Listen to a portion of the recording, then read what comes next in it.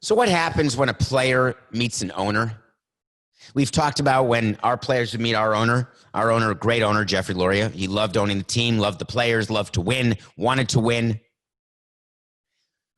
We didn't love it when he would have one-on-one negotiations with players because you let your emotions or your heart get in the way. We like to use Jeffrey as the closer to finish deals, not to start them. Yesterday, or this weekend, there was a big meeting in the Heartland. I wonder whether the meeting was in the Heartland. We actually don't know that, Coca. The cheese capital of the world, my second favorite state, Wisco. Giannis Antetokounmpo. I got that wrong. I can't say it like Tagovailoa. I just can't do it. I'm going to go Giannis. Giannis had a 3-hour meeting with one of the owners of the team. It's owned by two guys, Wes Edens and Mark Lazary. Giannis apparently met with Mark Lazary, and I want to talk about this meeting and how this meeting goes and why this meeting happened. So the Bucks get eliminated by the Miami Heat in 5 games. Second year in a row, the Bucks had the best record in the NBA and did not advance to the finals. Lost to the Toronto Raptors, the eventual champions last year. Lost to the Heat, maybe the eventual champions this year. Wait to see. They're going to play the Celtics starting tomorrow night. Giannis becomes a free agent after next year. So this is the offseason where Giannis could do one of those things that happens in the NBA and somehow it works where you demand a trade because you tell your team, I'm not re-signing with you. Either lose me for nothing or trade me now to a team that I tell you, and I'll sign an extension maybe, or I won't. But you better get something for me because I'm out of here. So Giannis feels as though he's got leverage right now. Giannis is in line for what they call in the NBA a super max deal. Not just a max deal, it's a super max deal.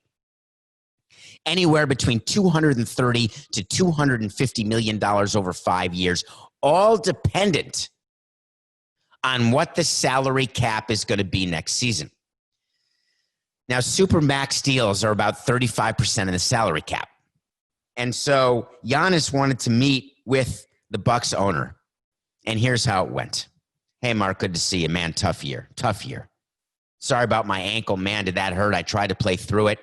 That European step I do where I know I travel every time, but I don't really see where my legs are going. And I know I really haven't gotten hurt in the past, but I take such big steps. The defensive players are left off balance and off guard. And all of a sudden, I may step on a foot and roll my ankle. Not great, but I'll be okay.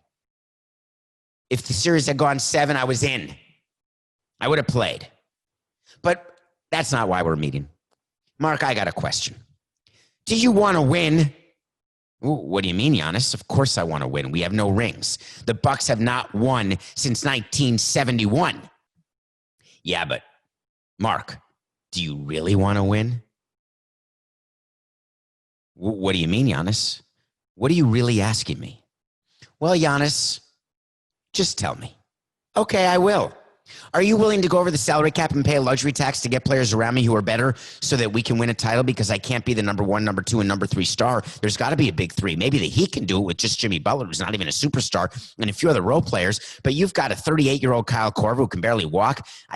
Everyone's old. Matthews is going to be gone. Middleton's fine, but when I'm on the floor, he tends to stand around and watch. Bledsoe's good, but he disappears for a lot of periods of the game. Lopez brothers? Come on, man. I know he can shoot. I don't need a 7-footer who can shoot. Give me Steve Kerr, John Paxson,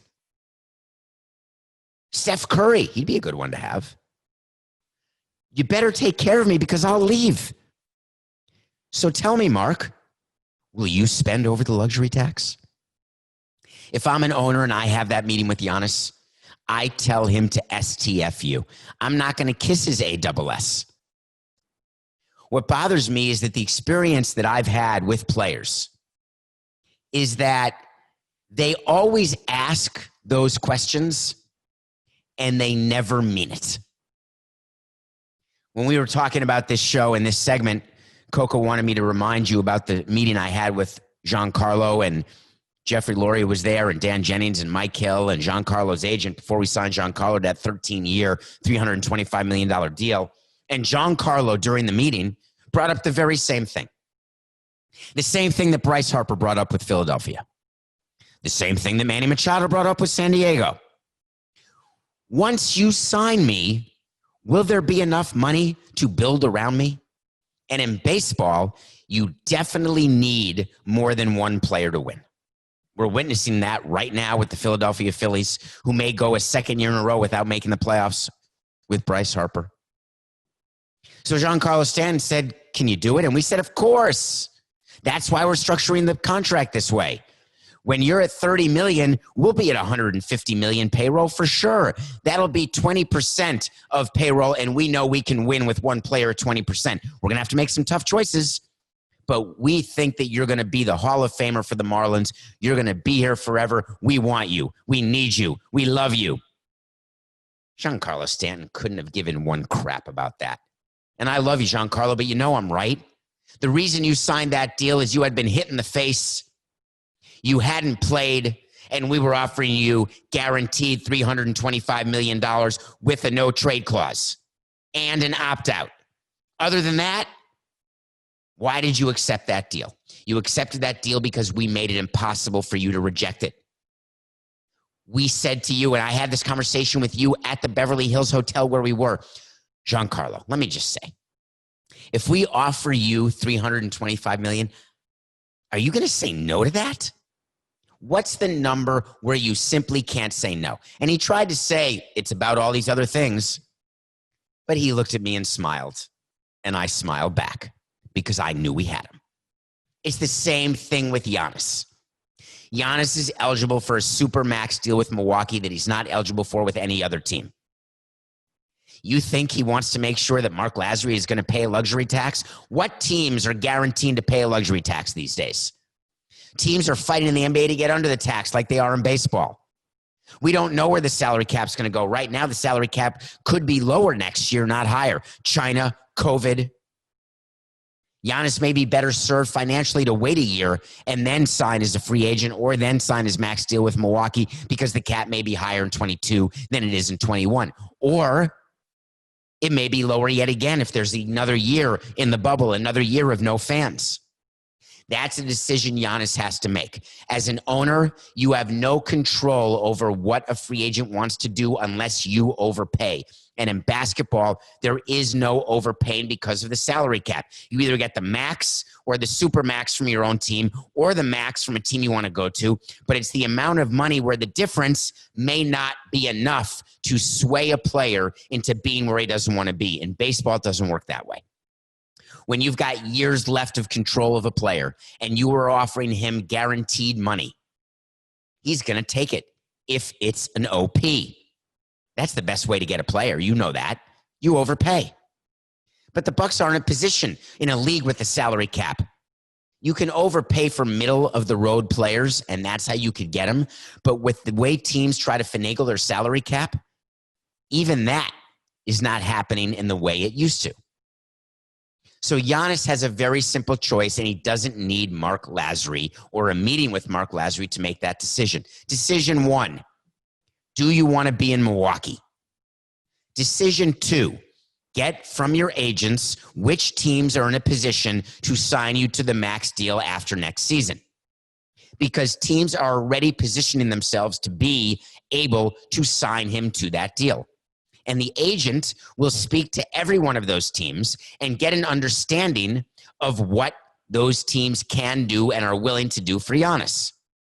But then Giannis has to say, listen, what if I only do not sign a deal with the Bucks and I hurt my ankle to the point that it blows up and I can never play again?